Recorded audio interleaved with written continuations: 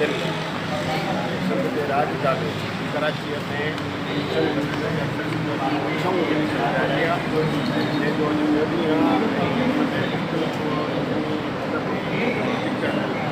वधाया संगीत ऐं हालात हादरात ते तबसरा ऐं मुख़्तलिफ़ नामवर शख़्सियतूं पंहिंजे पंहिंजे जे हवाले सां पंहिंजा कमेंट ॾेई रहियूं आहिनि।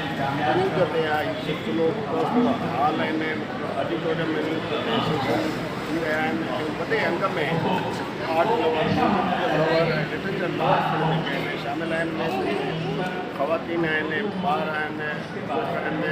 स्कॉलर्स आहिनि। असांजा आहे प्रोफेसर अनीत पटवा साहब जेको पाण खे मां आयो आहे वीचार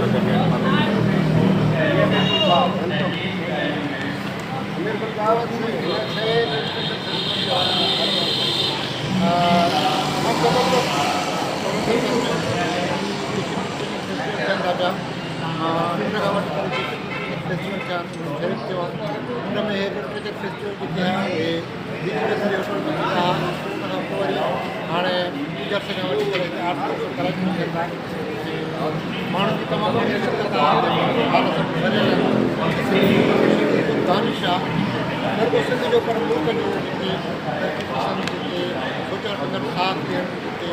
लिटररी माण्हू आहिनि दानिशवर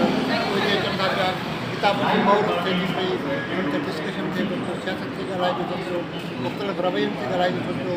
ऐं उन सां गॾु माण्हुनि जे एंटरटेनमेंट जो प्रोग्राम बि आहे तंहिंजे करे हिकिड़ो कॉम्प्रिहेंसिव हिकिड़ो प्रोग्राम आहे जंहिंमें माण्हू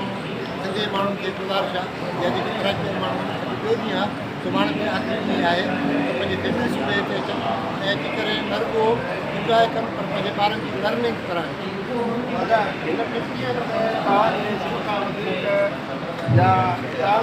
मुतासिर कहिड़े सेशन कयो साईं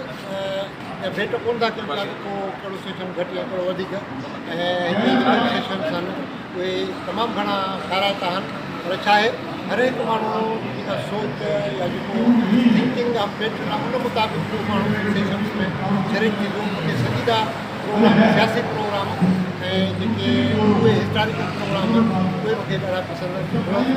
रोशन कल्पीय प्रोग्राम आहे हाल में जंहिंमें या मदर अब्बास सेशन तमामु शानदार जंहिंमें हुन मुशाहिद हुसैन सां डिस्कशन कई इहे ॾाढा भला